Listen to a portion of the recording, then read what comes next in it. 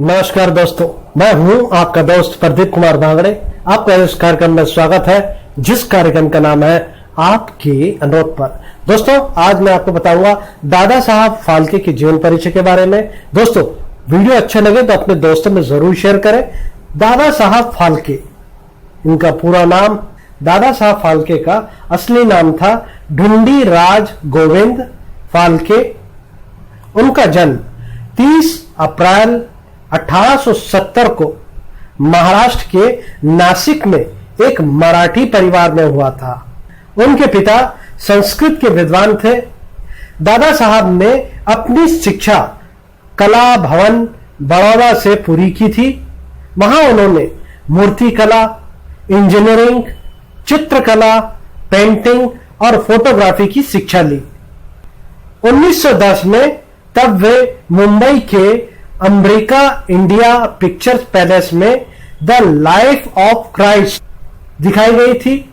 Theatre में बैठकर film देखते रहे ढूंढी राज गोविंद फाल्के ने ताली पीटते हुए निश्चय किया कि वो भारतीय धार्मिक और मिथकीय चित्रों को रुपहले पर्दे पर जीवंत करेंगे। दादा साहब को अपना लक्ष्य बिल्कुल साफ दिखाई दे रहा था। वो अपनी फिल्मों को बनाने के लिए इंग्लैंड जाकर फिल्म में काम आने वाले कुछ यंत्र लाना चाहते थे। इस यात्रा में उन्होंने अपने जीवन बीमा की पूरी पूंजी भी दांव पर लगा दी। इंग्लैंड पहुंचते ही सबसे पहले दादा साहब फाल्के ने बायोस्कोप फिल्म पत्रिका की सदस्यता ली। दादा साहब 3 महीने की इंग्लैंड यात्रा के बाद भारत लौटे।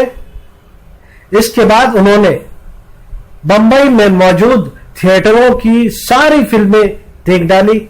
2 महीने तक वो हर रोज शाम में 4 से 5 घंटे सिनेमा देखा करते थे और बाकी समय में फिल्म बनाने की उधर-बुन में लगे रहते थे। इससे उनकी सेहत पर असर पड़ा और करीब करीब उनकी आंखों की रोशनी चली गई।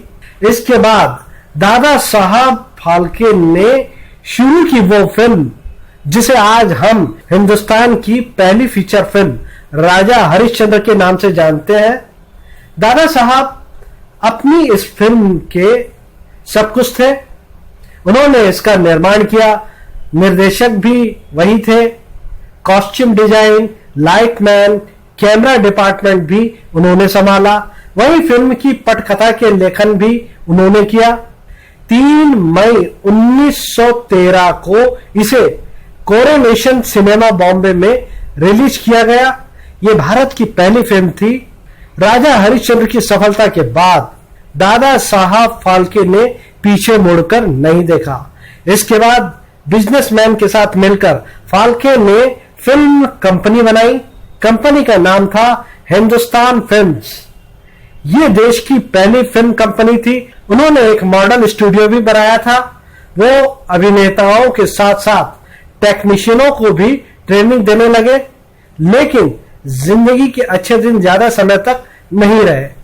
पार्टनर के साथ काफी समस्या होने लगी। 1920 में उन्होंने हिंदुस्तान फिल्म से इस्तीफा दे दिया। इसके साथ ही उन्होंने सिनेमा जगत से भी रिटायरमेंट लेने की घोषणा कर दी। राजा हरिश्चंद्र से शुरू हुआ उनका कैरियर 19 साल तक चला। राजा हरिश्चंद्र की सफलता के बाद अपने फिल्मी कैरियर में उन्होंने 95 फिल्में और 26 शॉर्ट फिल्में बनाई।